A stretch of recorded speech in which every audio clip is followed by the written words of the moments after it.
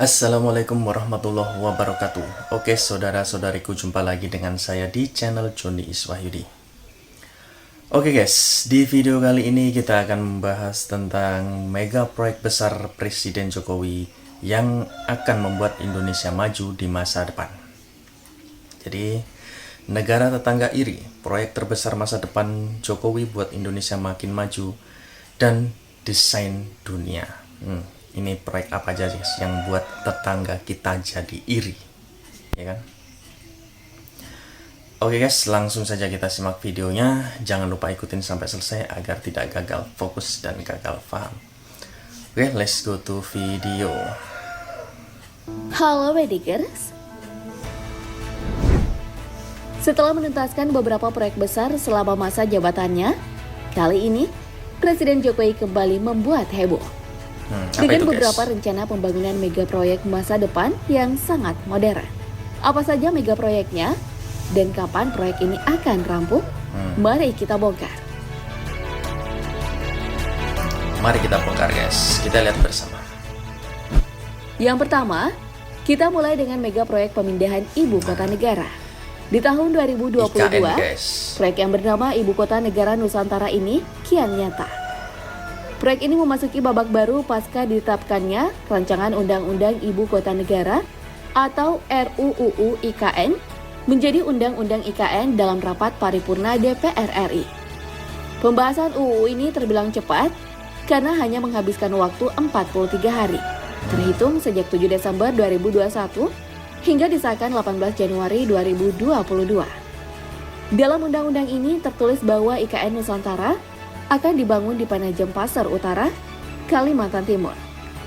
Pasal 6 Undang-Undang IKN mengatur lebih lanjut cakupan wilayah IKN meliputi wilayah daratan seluas 256.142 hektar Sangat dan luas wilayah guys. perairan laut dengan luas 68.189 hektar. Menteri Keuangan Sri Mulyani menyampaikan, anggaran pembangunan IKN akan dimasukkan pada klaster penguatan pemulihan ekonomi yang alokasi anggarannya ditetapkan sebagai 178,3 triliun rupiah. Dalam mega proyek pemindahan ibu kota, Istana Negara menjadi infrastruktur utama yang wajib ada. Kompleks Istana Negara akan dibangun di lahan luas 100 hektar. Dari rencana sebelumnya yang hanya 55 hektar, untuk kawasan pemukiman, Kementerian PUPR akan membangun 100.000 rumah. Adapun total target populasi yang akan tinggal di IKN Nusantara mencapai 320.000 orang hingga tahun 2045. Bener guys, Sehingga sangat ramai di membutuhkan IKN sekitar sekarang. 82.353 unit hingga 100.000 unit rumah. Kementerian PUPR juga sedang membangun bendungan yang diperlukan untuk menunjang pasokan air bersih bagi masyarakat di IKN Nusantara. Bendungan yang saat ini tengah dibangun adalah Bendungan Sepaku Semoy yang berada di Desa Tengin Baru, Kecamatan Sepaku, Kabupaten Penajam Pasar Utara.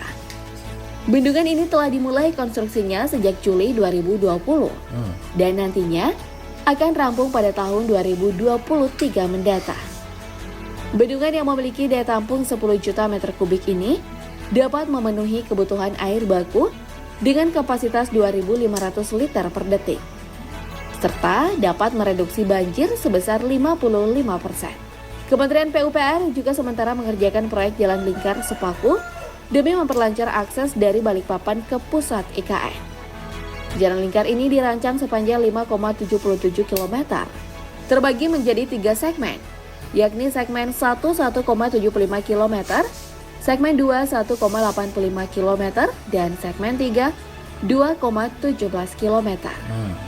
Selain itu, Kementerian PUPR akan membangun jalan tol yang menghubungkan Bandar Sultan Haji Muhammad Sulaiman Sepinggan dengan IKN sepanjang sekitar 47 km. Semoga saja proyek IKN Nusantara ini benar-benar dapat dinikmati oleh masyarakat ya, Bedigers, bukan hanya pemerintah. Bener guys. Semoga bermanfaat untuk masyarakat sekitar. Selaras dengan mega proyek IKN Nusantara, proyek Rumah Sakit Internasional juga telah resmi dibangun. Rumah Sakit Internasional Bali terletak di kawasan wisata Sanur, Denpasar. Rumah sakit ini akan dibangun dalam 4 fase, mulai 2021 hingga 2032. Ditandai dengan peletakan batu pertama atau groundbreaking oleh Presiden Joko Widodo pada tanggal 27 Desember 2021. Selain mendorong potensi wisata, pembangunan rumah sakit berskala internasional ini akan meningkatkan masuknya investasi ke dalam negeri di sektor kesehatan. Adapun pembangunan rumah sakit masa depan ini dapat terrealisasi berkat kerjasama dengan Mayo Clinic, sebuah perusahaan medis ternama asal Amerika Serikat. RSI Internasional Bali sendiri dibangun dalam kawasan ekonomi khusus kesehatan Sanur di atas lahan seluas 41,3 hektar. Fase pertama pembangunan akan meliputi healthcare 1 dan 2 seluas 5 hektar, Ethnomedical Botanic Garden seluas 5,3 hektar, Retail Village 1 hektar, dan UMKM Center 0,5 hektar. Pembangunan fase pertama ditargetkan kelar pada 2023. Sementara itu, untuk fase kedua, pembangunan pusat kesehatan ini meliputi Bali Beach Hotel seluas 3,1 hektar, Bung Karno Convention Center seluas 2,1 hektar, serta parking hub yang terbagi 3 wilayah masing-masing 1,1 hektar, 0,9 hektar, dan 0,3 hektar. Tahap kedua ini diharapkan beres pada 2026. Fase ketiga, yang ditargetkan selesai pada 2029 akan mencakup pembangunan healthcare 3 seluas 2,5 hektar, Bali Beach Resort seluas 5,2 hektar, dan Healthcare 6 seluas 1,2 hektar. Fase keempat yang akan selesai pada 2032 akan meliputi pembangunan Bali Beach Garden seluas 2,7 hektar, kawasan hotel berbintang 1,7 hektar, kawasan komersial 1,1 hektar, dan Healthcare 5 seluas 1,4 hektar. Rumah sakit yang memiliki konsep health tourism ini mengelaborasi potensi di berbagai sektor, yaitu kesehatan dan sumber daya alam, manusia, serta budaya Indonesia. Dengan gagasan ini, masyarakat yang semula melakukan pengobatan ke luar negeri sambil berwisata dapat dilakukan di tanah air, mengingat Bali memiliki segalanya, baik budaya, infrastruktur, dan terkenal hingga ke mancanegara. Oh ya, Bedikers, mega proyek ini akan menjadi destinasi wisata kesehatan pertama di Indonesia loh. Sayangnya belum ada informasi terkait berapa total anggaran yang disiapkan untuk pembangunan proyek ini.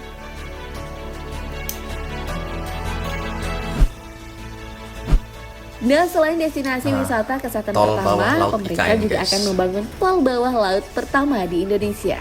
Masih ingat dengan proyek IKN Nusantara yang dibahas di awal tadi? Nah, ibu kota baru ini nantinya akan tersambung dengan proyek tol bawah laut yang melewati Teluk Balikpapan. Pembangunan tol bawah laut ini bukan hanya cuma gaya-gayaan aja ya, Bedikers.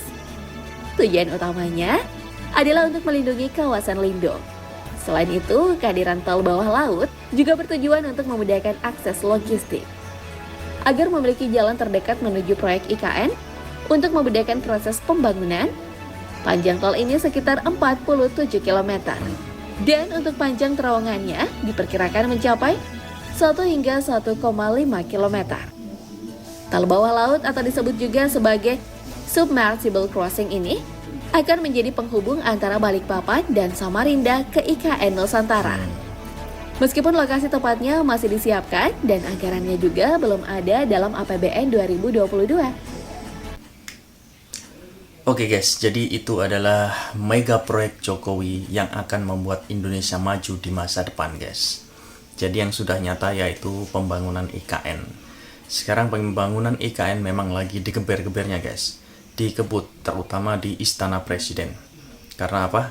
Karena rencana ulang tahun kemerdekaan Republik Indonesia tahun ini 2024 itu akan digelar di IKN guys, pertama kali, perdana kali guys, gitu.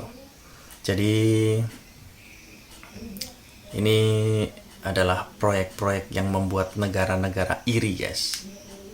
Ya iri karena proyeknya super guys. Apalagi tadi IKN itu memindahkan ibu kota dari Jakarta ke Kalimantan. Dan tadi ada juga rumah sakit internasional di Bali dan juga tadi tol bawah laut. Jadi tol bawah laut itu bukan untuk gaya-gayaan guys, tapi untuk melindungi ekosistem di Kalimantan gitu guys. Oke guys, terima kasih saya ucapkan yang sudah hadir di channel Joni Iswahyudi. Jangan lupa dukungannya dengan cara subscribe guys, karena subscribe itu gratis. Dan yang sudah subscribe saya ucapkan terima kasih. Semoga diberikan kelancaran dan kemudahan dalam segala urusan. Amin. Guys, jumpa lagi dengan saya di video berikutnya. Assalamualaikum warahmatullahi wabarakatuh.